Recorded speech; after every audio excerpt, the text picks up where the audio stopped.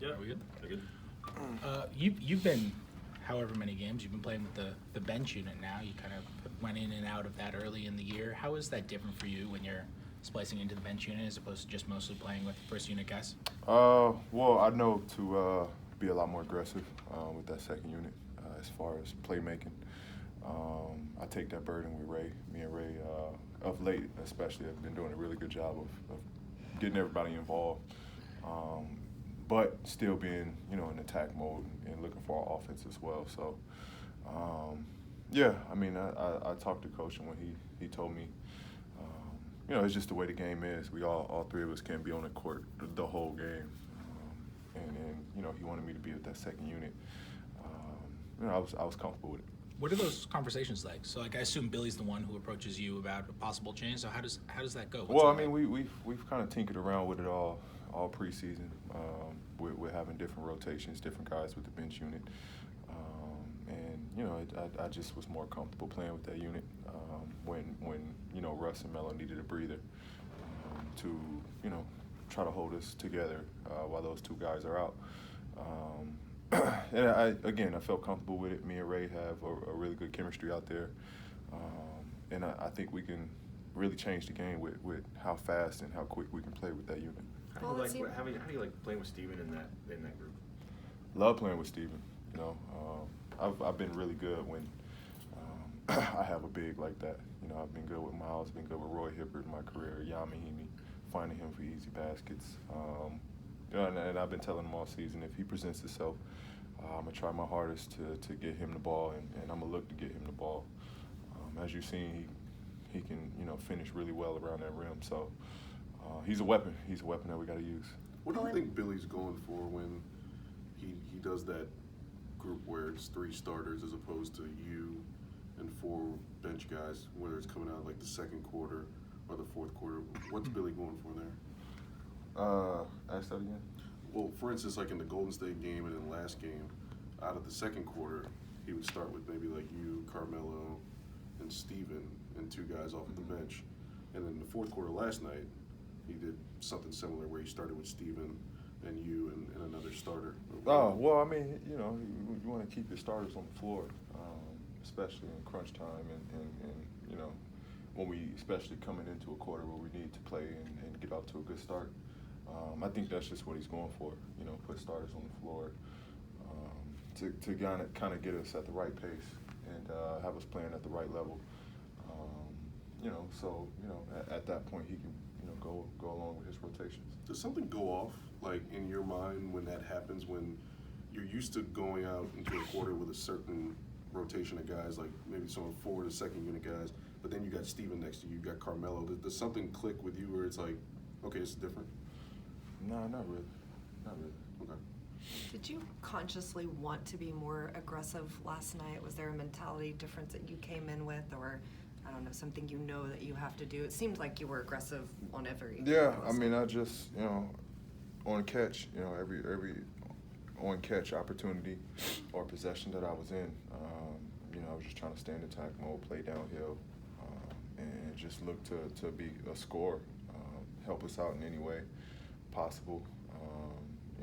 And when I had, drawn 2 to the ball, I was trying to find an open man. So it was just playing with an aggressive mindset. And, at all costs, want to really help shoulder that with Russ, with the playmaking and trying to help guys get into rhythm and get into easy opportunities. So that's all it came down to last night. For you, when you get into a streak like that, what does that feel like to you? Because it was clear that you were in a rhythm. It feels great. It feels great.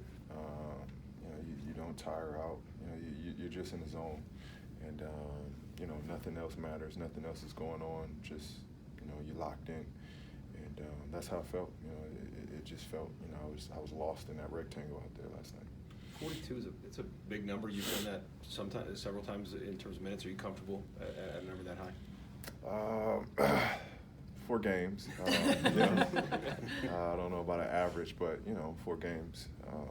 Again, when it gets to a game like last night, you don't even think about it.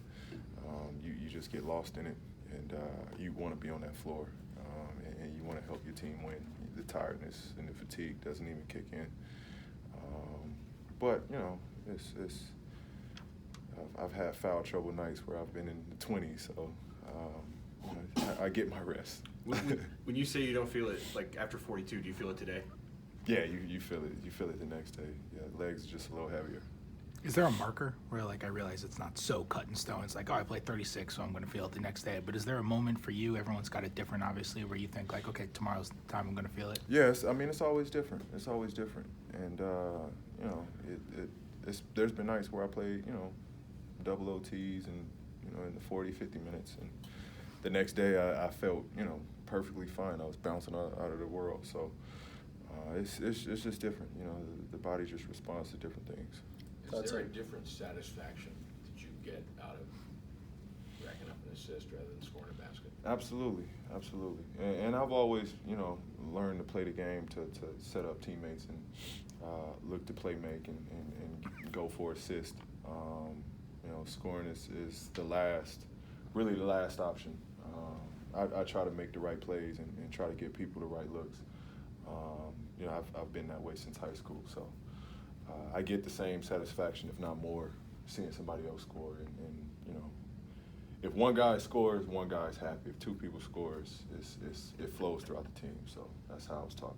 Thoughts on the matchup tomorrow with San Antonio? Man, we owe them one. Regardless of who's in that jersey and who's out that jersey, they play San Antonio basketball, which is really good basketball. I think we gotta, just have a standard based off how we played last night to come in tomorrow night and execute the game the same way.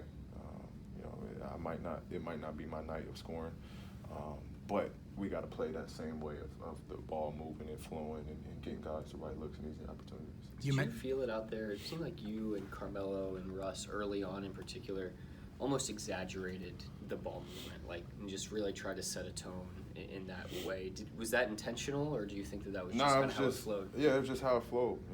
It was just how it flowed. We've been so conscious of playing the right way that, the game was easy. We were finding the right people. I thought we were moving, creating mismatches. We were creating, opportunities for guys to put it on the floor and go to the basket.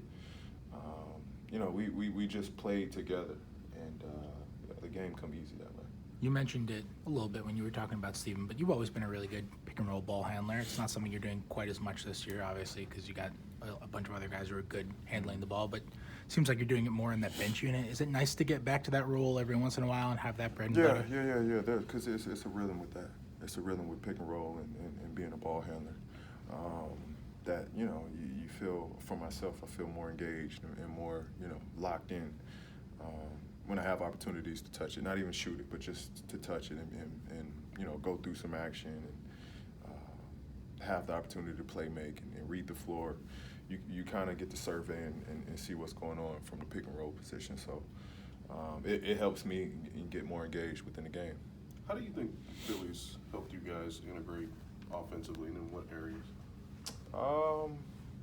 I think, Billy has, with everything, with Russ and pick and rolls, with Melo trying to find him space to, go to work and ISO in his areas, and with player movement for me, get me, moving through the offense, pin downs, coming off the weak side, staggers.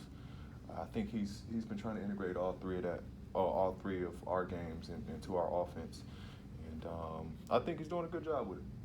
Have three, guys that have been used to having the ball and used to offense running through them. He's finding ways to, within our offense, try to keep all three of those elements within it. How does he do that? Every coach has a different style of communication. What's Billy's? Billy is pretty, it's one thing, it's not a dictatorship.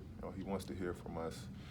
He wants, our opinion on a lot of our offense, a lot of our coverages. He wants our opinion on. But it's pretty cut and dry. He has a style that he knows works, and we're all in it with Billy on it.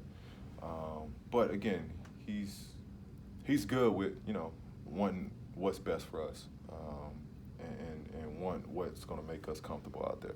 Well, you said at one point this year you guys were saying, you want to be coached. Coach us hard. Get honest when you don't do things. Does he do that? Absolutely. and all of our coaches do it. But you know, that's the only way we're gonna be better. I for sure don't like, you know, if I did something wrong and you don't call me out for it.